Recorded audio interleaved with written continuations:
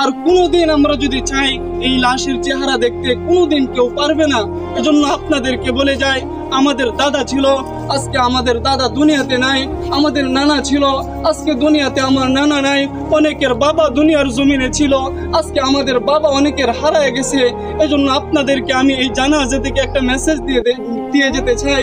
যারা আজকে মনে করতেছেন যে দুনিয়ায় আমার জন্য আসল, এ দুনিয়ায় আমার, এ দুনিয়ায় আমার, আল্লাহ তাআলা বলতেছেন আমাল হায়াতুদ দুনিয়া ইল্লা মাতাউল গুরুর, যে দুনিয়াটা হচ্ছে একটা ধোঁকা, এ দুনিয়ার সব কিছুই ধ্বংস হয়ে যাবে।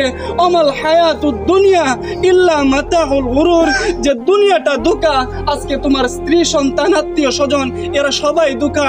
এজন্য মুহতারাম হাজরিন, দুনিয়ার মুখ থেকে আজকে আমরা আমাদের চেহারা, আমাদের দিল, আমাদের কলব আজকে আমরা আল্লাহর দিকে ফিরাইয়া দেই। যে জিন্দেগিতে যত গুনাহ করছি, আজকে এই জানাজা থেকে আমরা প্রতিজ্ঞা করতে চাই আর গুনাহ করব না।